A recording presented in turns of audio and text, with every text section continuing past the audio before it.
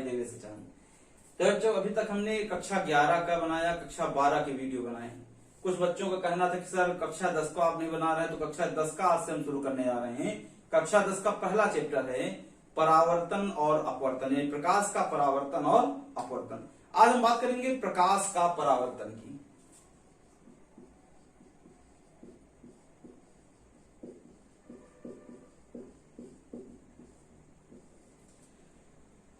Reflection of light. पहले तो बात करते हैं, हम लाइट बोल रहे हैं, प्रकाश है क्या।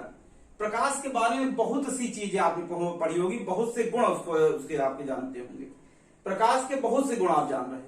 जैसे छोटी क्लासों में आपने एक्सपेरिमेंट किया होगा कि लकड़ी के या दफ्ती के कई गत्ते आपने रख दिया, बीच में उसमें छेद कर दिया और एक तरफ मोमबत्ती जला दिया, तो ये दिखाई देता है कि प्रकाश क्या सीधी रेखा में गमन कर रहा है।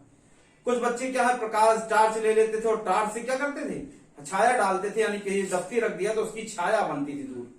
तो बड़ा खेल खेल में हमने कई चीजें उसकी देखी। लेकिन बात यह आती है कि प्रकाश है क्या बेटा। हम प्रकाश कैसे जानते हैं। अगर रात हो जाए, अंधेरा हो जाए, कुछ दिखाई नहीं, तो बड़ा अजीब सा लगता है क्या हो गया। दिन में आप आते बड़ा अच्छा लगता है, चारों तरफ हमको हरियाली दिख रही है, चारों तरफ आदमी दिख रहे हैं, चारों तरफ गाड़ियां दिख रही है, बड़ा अच्छा लगता है। शहर में जब आप चले हो तो लाइट की चकाचौंध से वहां का क्या है, दृश्य अलग दिखाई देता है, बड़ा अच्छा फीलिंग होती है कि अरे यार चारों तरफ लाइट जल रही है। मतलब कुछ ऐसी घटनाएं हैं जो बगैर प्रकाश के हमको बिल्कुल नीरस लगती है। जैसे कोई व्यक्ति अंधा है, उसको दिखाई नहीं देता, तो अगर दिखाई नहीं देता तो उसकी जिंदगी नीरस है, कुछ भी नहीं है, यानी चारों तरफ अंधेरा है। उसी वजह से लाइट का बहुत महत्व है, प्रकाश का बहुत महत्व है। तो प्रकाश की एक परिभाषा हमको समझ में आई कि प्रकाश एक प्रकार की ऊर्जा है जो हमारे आंखों की दृश्येंद्रियों को उत्तेजित करके वस्तुओं को देखने में सहायता प्रदान करता है। जब हम आपको देख रहे हैं, कैसे देख रहे हैं, हम आपको तभी देख सकते हैं जब प्रकाश आप पे पड़ा, आपसे टकरा करके मेरी आंखों में पड़ेगा, तो उस प्रकाश को मेरी आंखों ने ऑब्जर्व किया, तब हम आपको देख पा रहे हैं। तो एक चीज तो क्लियर हो गई, जब प्रकाश आपसे टकरा करके मेरी आंखों में पड़ा तभी तो मैं आपको देख पा रहा हूं। तो इससे ये क्लियर हो गया कि प्रकाश क्या, प्रकाश एक प्रकार की ऊर्जा है जो हमारी आंखों की दृश्येंद्रियों को उत्तेजित करके वस्तुओं को देखने में सहायता करता है। अब मैं बोल रहा प्रकाश ऊर्जा है। ऊर्जा क्यों? आप प्रकाश को थोड़ी देर अपने ऊपर पड़ने दीजिए, गर्मी का आभास होगा। कभी कभी बल्ब आप क्या छुइए, बल्ब गर्म हो जाता है। ये क्या है, अगर ऊर्जा नहीं तो ऊष्मा कहां से उत्पन्न हो गई। ऊष्मा तो ऊर्जा है ना। इसी वजह से कहा गया प्रकाश एक प्रकार की ऊर्जा है जो किसी भी वस्तु को देखने में सहायता प्रदान करती है। अब कुछ वस्तुएं क्या है, हमको पारदर्शी दिखाई देती हैं। क्यों पारदर्शी है? क्योंकि प्रकाश उसके क्या है, आर पार निकल जाता है, इसलिए वो पारदर्शी है। वस्तुएं हमको दिखाई देती कि प्रकाश उस पर पड़ के हमारी आंखों में पड़ता तो वस्तुएं हमको दिखाई देती हैं। कभी कभी आपने देखा होगा कि छोटे बच्चे शीशा ले लेते हैं और शीशे को क्या धूप में चमकाते हैं, तो उसकी चमक जब आंखों में पड़ती तो आंखें बिल्कुल क्या चिलमिला जाती, दिखाई नहीं देता। तो वो क्या चीज है, वो कौन सी घटना है? वही घटना परावर्तन है। उसी के बारे में हम अध्ययन करेंगे। प्रकाश की बहुत सी घटनाएं बेटा, परावर्तन, अपवर्तन, विवर्तन, व्यतिकरण, ध्रुवण, तमाम ऐसी घटनाएं हैं। लेकिन हमको इस पाठ में, हाई स्कूल के चैप्टर में केवल 2 घटनाएं पढ़नी है, परावर्तन और अपवर्तन। जो इस पाठ में पढ़ना है वो क्या है, परावर्तन और अपवर्तन। हमने भी आपको बताया प्रकाश क्या है। प्रकाश एक प्रकार की ऊर्जा है जो हमारी आंखों के दृश्येंद्रियों को उत्तेजित करके वस्तुओं को देखने में सहायता प्रदान करता है। दूसरा क्या है, प्रकाश का परावर्तन। परावर्तन आपने देखा है, कैसे देखा? मैंने भी आपसे कहा कि धूप में बच्चा शीशा लेके खड़ा होता है और शीशे का प्रकाश क्या होता है, हमारी आंखों पे डालता है, वो चमक हमारी आंखों में जाती है, वही तो परावर्तन है। अब परावर्तन है क्या, देख लीजिए। मान लिया कोई हमने कांच का टुकड़ा ले लिया जिसके एक तरफ मैंने पॉलिश कर दिया। अब जरूरी नहीं कि कांच का टुकड़ा ही हो, कोई चिकना पॉलिशदार पृष्ठ होगा वो भी चल जाएगा। हमने एक तरफ क्या पृष्ठ में पॉलिश नहीं की, दूसरे तरफ पृष्ठ में पॉलिश कर दी। जब प्रकाश इस पे टकराता है तो प्रकाश टकरा करके उसी माध्यम में वापस लौट जाता है। प्रकाश की इसी घटना को परावर्तन कहते हैं।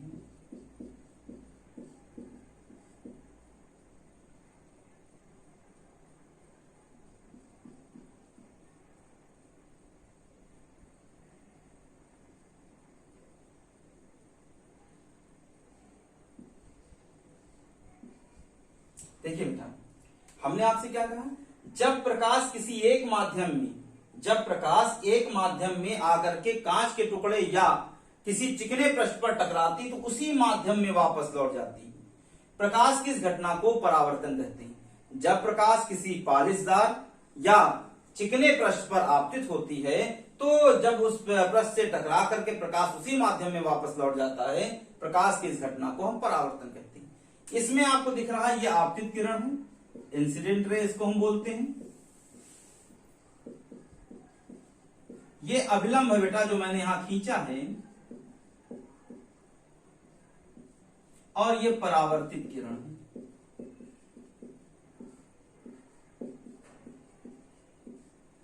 देखो बेटा यहां पर मैंने आपको बताया आपतित परावर्तित, फिर से एक परावर्तन सुन लीजिए। जब प्रकाश किसी चिकने पालिशदार पृष्ठ पर आपतित होती है तो प्रकाश उस पृष्ठ से टकरा करके उसी माध्यम में वापस लौट जाता है, प्रकाश की इस घटना को परावर्तन कहते हैं। ये आपतित किरण आ रही जो कि इस पृष्ठ पर टकराया, जब इस पृष्ठ पर टकराया तो टकरा करके उसी माध्यम में वापस लौट गया, इसे परावर्तित किरण कहते हैं। अब आप देखते हो क्रिकेट बड़ा बच्चा खेलता है, सीधे गेंद दो ऐसे छोड़ दो, अगर आप बिल्कुल लंबवत यानी परपेंडिकुलर डालोगे तो गेंद सीधे मेरे हाथ में आएगी, लेकिन थोड़ा सा एंगल बना के डालोगे तो गेंद कभी मेरे पास नहीं आएगी, अपोजिट डायरेक्शन में जाएगी। यही चीज अभिलंब है, अभिलंब सीधे इसमें टकराया, इसी मार्ग में वापस लौट गया। लेकिन जब प्रकाश किरण कुछ एंगल बना करके इस पे टकरा रहा है तो अपोजिट डायरेक्शन में क्या है, उसी एंगल पे निकल जा रहा है। जब उसी एंगल पे निकल रहा है तो हमको दो नियम इसके दिखाई दे रहे हैं। पहला नियम ये कहा गया आपतित किरण, परावर्तित किरण और आपतन बिंदु पर अभिलंब तीनों एक ही तल पर होते हैं, पहला नियम। दूसरा नियम, आपतन कोण सदैव परावर्तन कोण के बराबर होता है, यानी I बराबर R होता है। आपतन कोण सदैव परावर्तन कोण के बराबर होता है। मैं बोल रहा हूं आपतन कोण, तो आपतन कोण क्या है ये भी तो मालूम होना चाहिए। इंसिडेंट एंगल क्या है, ये आपतित किरण है और ये अभिलंब है, इसके बीच बने कोण को हम आपतन कोण कहते हैं। ये परावर्तित किरण है, ये अभिलंब है, इसके बीच बने कोण को हम परावर्तन कोण कहते हैं। इसको I से प्रदर्शित करते हैं, इसको R से। तो पहला नियम क्या है, आपतित किरण, परावर्तित किरण और आपतन बिंदु पर अभिलंब तीनों एक ही तल पर होते हैं। दूसरा, यहां पर दूसरा नियम क्या है बेटा, आपतन कोण सदैव परावर्तन कोण के बराबर होता है। कोई दिक्कत, कोई भी समस्या हो तो नीचे कमेंट बॉक्स में लिख के। परावर्तन तो हमने बता दिया कि परावर्तन है क्या, परावर्तन के नियम बता दिए, लेकिन परावर्तन होता किसमें, मैंने क्या बोला, अगर किसी कांच के एक पृष्ठ पर पालिश कर दिया जाए तो उसके अपोजिट पृष्ठ से जब प्रकाश किरण टकरा करके वापस उसी माध्यम में लौट जाती तो परावर्तन कहते हैं। तो परावर्तन का मतलब कांच का टुकड़ा हो या चिकना पृष्ठ हो जिसके अंदर प्रकाश क्या हो, अपारगमित ना हो, यानी प्रकाश उससे आर पार न निकल पाए, यानी प्रकाश आर पार में उसी माध्यम में वापस लौट रहा है। तो हम ये देख रहे हैं कि कांच के अगर एक टुकड़े में पालिश कर दिया जाए तो वो दर्पण बन जाता है। क्या बन जाता है बेटा, तो फिलहाल तो हमको यहाँ दर्पण मिरर पढ़ना है। आप लोग डेली बाल काटते हो, बड़ा सुंदर दिखने के लिए बड़ा क्रीम पाउडर लगाते हो, तो किससे, दर्पण से। सामने दर्पण होता तो 4 बार बाल काटते हैं, है कि नहीं। तो वही चीज है, दर्पण है क्या, अगर किसी कांच के प्लेन टुकड़े के ऊपर हम एक तरफ पालिश कर दे तो वो दर्पण बन जाता है। जैसे आप गाड़ी का शीशा देखे होंगे, अगर आप क्या है, खिड़कियों में शीशा लगा होता है, इस शीशे के एक तरफ अंधेरा कर दीजिए, दूसरी तरफ प्रकाश रहे, दूसरी तरफ से प्रकाश आर पार न जा पाए तो आपको दर्पण दिखाई देगा। उसमें अपना प्रक्रिया हो गई कि अगर कोई कांच का टुकड़ा है उसके एक तरफ पालिश कर दिया जाए जिससे कि प्रकाश आर पार न जा पाए तो जो भी उपकरण बनेगा, जो भी संयंत्र बनेगा वो दर्पण है। अगर प्लेन कांच का टुकड़ा है तो वो क्या हो गया, प्लेन मिरर हो गया, समतल दर्पण हो गया। अगर गोली कांच का टुकड़ा है तो वो हो जाएगा गोली दर्पण, और हमको गोली दर्पण ही पढ़ना है।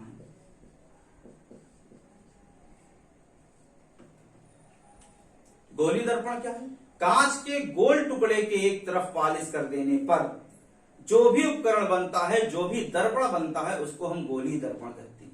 गोली दर्पण के भी बेटा 2 भाग है, कॉनकेव और कॉन्वेक्स मिरर। पहला है अवतल दर्पण, दूसरा है उत्तल दर्पण। अब अवतल दर्पण क्या है, हम बात करते हैं अवतल दर्पण की।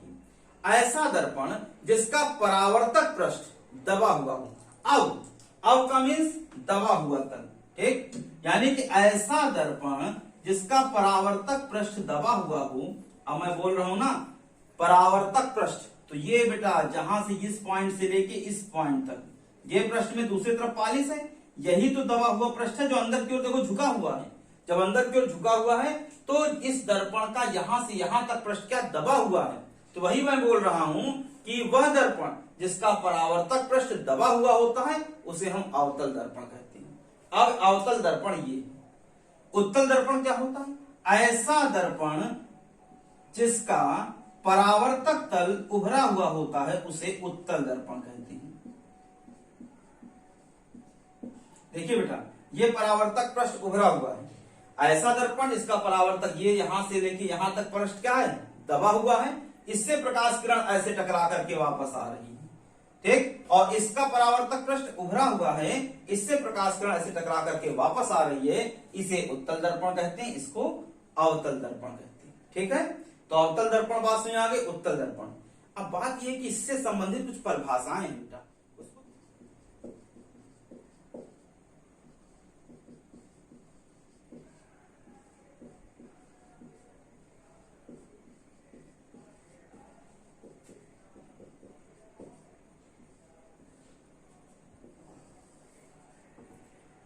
दर्पण से संबंधित कुछ परिभाषाएं। अब परिभाषाएं क्या है?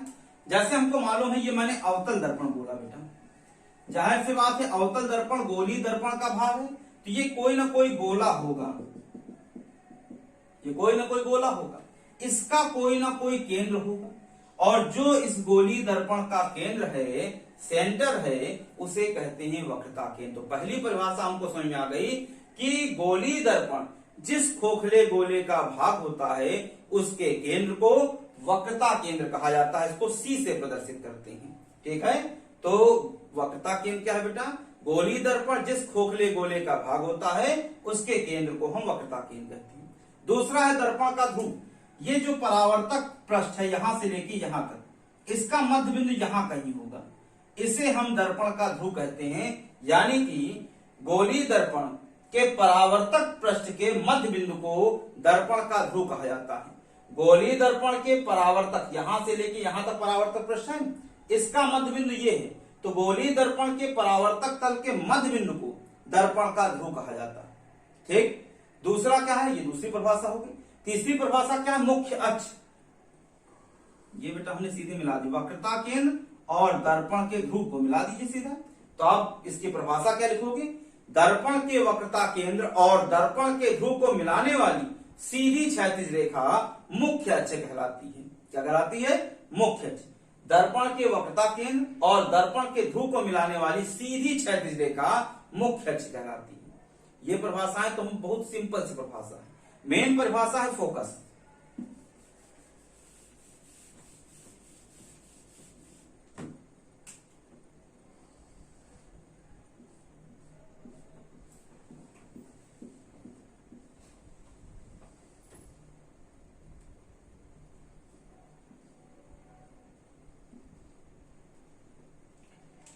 फोकस बिंदु क्या होता है? मुख्य अक्ष के समांतर आने वाली प्रकाश किरण दर्पण से परावर्तन के पश्चात जिस बिंदु से होकर जाती है या जाती हुई प्रतीत होती है उसे दर्पण का फोकस बिंदु कहते हैं। अब जाती है और जाती हुई प्रतीत होती है, मैंने दो चीजें बोली, क्या होता है वो भी समझ लीजिए। यहां पर प्रकाश किरण मुख्य अक्ष के समांतर आई, यहां से टकराया, यहां से निकल गया, तो जिस बिंदु से होकर के जा रही है उस बिंदु को मैंने बोला फोकस बिंदु। ये प्रकाश किरण आई, ये प्रकाश किरण यहां से क्या है? वापस लौटी, टकरा करके वापस लौटी, तो जिस बिंदु मुख्य अक्ष के इस बिंदु से होकर के जा रही है इस बिंदु को कहा जाता है फोकस बिंदु। अगर यही उत्तल दर्पण होता तो जाहिर सी बात है ये होती इसमें पॉलिश ऐसे, ये आपका क्या है? ऐसे होता, मुख्य अक्ष से निकल जाता, ठीक। यहां कहीं पर दर्पण का ध्रुव है, मुख्य अक्ष के समांतर प्रकाश किरण आया, टकरा करके वापस लौट गया, तो ये बेटा इधर लौट रहा है ना, तो इसको पीछे मिलाइए, यहां पर कहीं पर कट किया, ये यहां पर कहीं पर वक्रता केंद्र है, ठीक। तो यहां पर कट कर रहा है तो ये जाती हुई प्रतीत हो रही है ना, यहां से जा नहीं रहा बेटा, यहां मैं मिला रहा हूं, पीछे की ओर ला रहे हैं। तो ये देखिए प्रकाश किरण यहां से ऐसे आया मुख्य अक्ष के समांतर, ऐसे निकल गया, जब निकल गया तो उसको पीछे मैंने मिलाया है ना, तभी मैंने परिभाषा बोली मुख्य अक्ष के समांतर आने वाली प्रकाश किरण दर्पण से टकरा करके मुख्य अक्ष के जिस बिंदु से होकर जाती है या जाती हुई प्रतीत होती है उस बिंदु को फोकस बिंदु कहते हैं। यहां से जा रही है, यहां से जाते हुए प्रतीत हो रही है, इसलिए इन दोनों बिंदुओं को मैंने फोकस बिंदु कहा है। फोकस बिंदु से दर्पण के ध्रुव के बीच की दूरी को फोकस दूरी स्मॉल f से प्रदर्शित करते हैं, और वक्रता केंद्र से दर्पण के ध्रुव के बीच की दूरी को हम वक्रता त्रिज्या r कहते हैं। पास में आई, वक्रता केंद्र और दर्पण के ध्रुव के बीच की दूरी को वक्रता त्रिज्या, और फोकस बिंदु से दर्पण के ध्रुव के बीच की दूरी को फोकस दूरी, जिसको हम f से प्रदर्शित करते हैं। एक चीज बेटा और यहां ध्यान देना, ये जो ध्रुव है इसको हम अगर अक्षों में देखेंगे तो हमको मालूम है ये अक्ष है, ये x अक्ष होता है, ये माइनस x अक्ष, ये y है और ये माइनस y है। माइनस y मैं क्यों लिख रहा हूं, अगर कोई भी दूरी इस तरफ चलेगा तो ये सदैव धनात्मक होगा। कैसा होगा, अगर इस मूल बिंदु के लेफ्ट साइड चलेगा, LHS की तरफ चलेगा, लेफ्ट हैंड साइड की तरफ चलेगा, तो ये क्या होगा, टोटल निगेटिव होगा, ये निगेटिव डिस्टेंस होगी। यही चीज अगर ऊपर की ओर चल रहा है तो ये पॉजिटिव होगा y अक्ष में, नीचे की ओर चल रहा है तो ये निगेटिव होगा। यही चीज दर्पण में, इसी को चिन्ह पर पाटी बोलते हैं।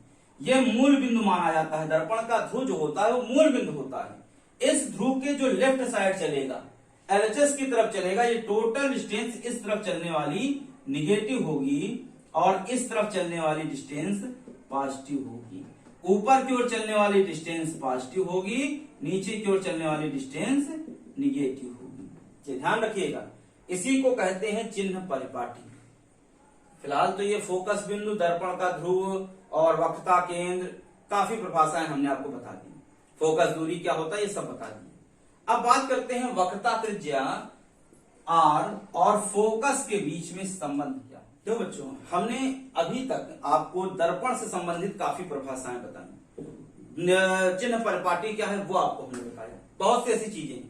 मेन हमारा हाई स्कूल का बनाने का उद्देश्य बेटा यही है कि हमारे कुछ बच्चे हैं जो कि ग्रामीणांचल से हैं, और कुछ बच्चे ऐसे हैं जिनको वो व्यवस्थाएं नहीं मिल पा रही हैं इस कोरोना काल में, जिससे कि वो अपनी पढ़ाई को सुचारू रूप से चला सकें, जिसकी वजह से मैं ये वीडियो बना रहा हूँ। 10th से लेकर के 12th तक का मैं पूरा का पूरा प्रयास कर रहा हूँ कि कम से कम बहुत आप अच्छे ढंग से अपने बोर्ड पेपर की तैयारी कर सको। नेक्स्ट ईयर उम्मीद है कि बोर्ड पेपर होगा, इसलिए आपको कहीं पे कोई चीज छूटे ना। इसी वजह से मैं कह रहा हूं, अगर मेरा जो ये चैनल है इसको आप सब्सक्राइब नहीं किए तो सब्सक्राइब कर लीजिए। कहीं कोई अगर समस्या आ रही है तो आप कमेंट बॉक्स में लिख के हमको जरूर बताइएगा। चलिए अब हम शुरू करते हैं कि हमारा वक्रता त्रिज्या और फोकस दूरी में क्या संबंध होता है। वक्रता त्रिज्या को हम r से प्रदर्शित करते हैं और फोकस दूरी को f से। हमको ये सूत्र मालूम है, r बराबर 2f होता है, वक्रता त्रिज्या बराबर 2 गुणे फोकस दूरी। ठीक है, देखते हैं।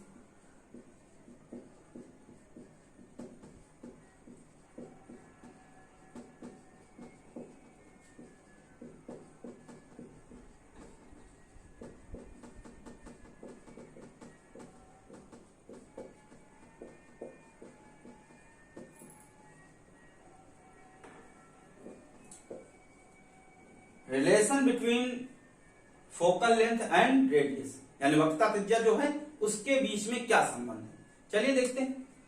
ये बेटा हमने अवतल दर्पण ले लिया, ये अवतल दर्पण है। इस अवतल दर्पण में ये हमने मुख्य अक्ष खींच दिया, ये P है, और ये कहीं पर वक्रता केंद्र है C। मुख्य अक्ष के समांतर प्रकाश किरण गई, यहां से टकरा करके ऐसे निकल गई, ये फोकस बिंदु हो गया। ये प्रकाश किरण आपतित है, ये प्रकाश किरण परावर्तित है। इस बिंदु से हमने वक्रता केंद्र पर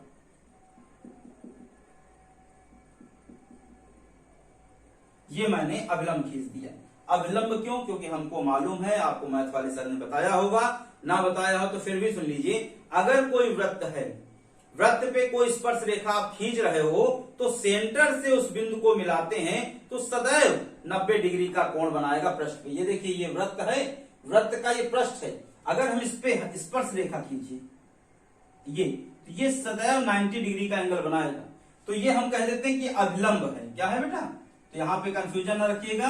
ये जो हमने खींचा है सी से इस भुजा का या नाम दे दिया CN, जो CN है ये अभिलंब है बेटा। ये आपतित किरण है, इसको हमने O नाम दे दिया। ये आपका F हो गया। इस बिंदु से हमने इस पे लंब डाल दिया M। कोई प्रॉब्लम? अब देखिए बेटा, अगर हम इस आपतित किरण और अभिलंब के बीच बने कोण को हम आपतन कोण I कहते हैं। इस परावर्तित किरण और अवलंब के बीच बने कोण को परावर्तन कोण आर कहते हैं। कोण O N C is equal to कोण सी एन एफ। क्यों बेटा? परावर्तन के नियम से आपतन कोण सदैव परावर्तन कोण के बराबर होता है, ये आपको मालूम है, हमने बताया है जस्ट अभी अभी। तो आप परावर्तन के नियम से हो गया कोण ओ एन सी बराबर सी एन एफ। ठीक है, ये क्या है? ये कोण भी तो बराबर होगा। कोण O N C is equal to कोण एन सी एफ। क्यों बेटा? एकांतर कोण है। ठीक, ये आपका एकांतर कोण हो गया, इसलिए कोण O N C is equal to कोण C N F is equal to N C F. तीनों एंगल बराबर हो गए, ये एंगल इसके बराबर हो गए। तो आपको एक चीज क्लियर हो गई कि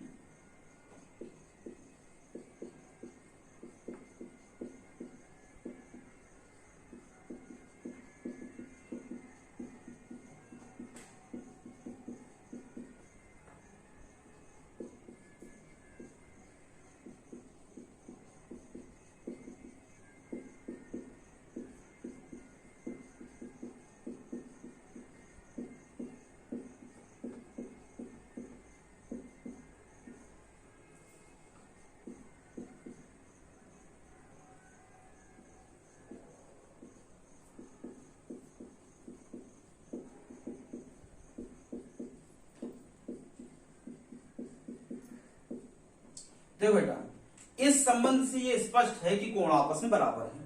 जब कोण आपस में बराबर है तो मैथ वाले सर ने बताया होगा आपको त्रिभुज वाले चैप्टर में कि अगर कोण आपस में बराबर है तो उनके सम्मुख भुजाएं भी आपस में बराबर होती है। ये क्या है? संबंध होता है। यहां पर ये भुजा, ये कोण जो है इस कोण के बराबर है, तो इसके सामने की भुजा ये, जिसमें मैं डबल लाइन बना रहा हूं, इसके सामने की भुजा ये, यानी CF भुजा FM के बराबर होगी। ठीक है, तो ये लिख दे रहे हैं, अतः भुजा CF is equal to NF। ठीक बेटा, क्योंकि ये क्या है? ये एंगल इस एंगल के बराबर है, इसलिए ये भुजा इस भुजा के बराबर होगी। ये हमको त्रिभुज वाले चैप्टर में बताया जा चुका है। तो हमने लिख दिया भुजा CF बराबर NF। अगर ये बहुत बड़ा मिरर हो, बहुत बड़ा दर्पण हो, तो ये भुजा जो है वो इसके बहुत नजदीक होगा, यानी बिंदु N जो है P के बहुत नजदीक होगा। जब बिंदु N P के बहुत नजदीक होगा तो बेटा ये मान लो कि ये यहां पे कहीं है। अगर यहां पर है तो ये अगर हम लंब NM जो डाल रहे हैं वो लंब तो सीधे सी पड़ेगा ना, यानी कि हम एक तरीके से कह सकते हैं N और P के बीच में क्या है? कोई डिस्टेंस ही नहीं है। तो लिखोगे यदि दर्पण बहुत बड़ा है तब N बिंदु P पर होगा, तब NF बराबर हो जाएगा PF। क्या हो जाएगा बेटा? जब N बिंदु P पर होगा तो NF बराबर PF होगी। NF बराबर PF तो हमको मालूम है वक्रता त्रिज्या CP इज इक्वल टू हो जाएगा CF प्लस FP। ठीक बेटा, जब CF प्लस FP तो CF बराबर क्या है बेटा? ये भी बराबर है CF के। आपको हमने बताया है, ये लिखा हुआ है CF बराबर NF, तो NF बराबर FP है, तो ये बराबर CF है। तो यहां पर देखो बेटा, CP is equal to FP plus FP लिखते हैं हम। FP प्लस FP, तो CP को मैंने लिख दिया R, FP को लिख दिया F। ये तो R बराबर क्या आ गया? 2F, यानी कि वक्रता त्रिज्या फोकस दूरी का दुगना होती है। ठीक, या हम ये कह सकते हैं फोकस दूरी जो है वक्रता त्रिज्या का आधी होती है। R बराबर 2F हमारा संबंध हमको आ गया। कहीं कोई समस्या हो तो कमेंट बॉक्स में लिख के जरूर बताएं।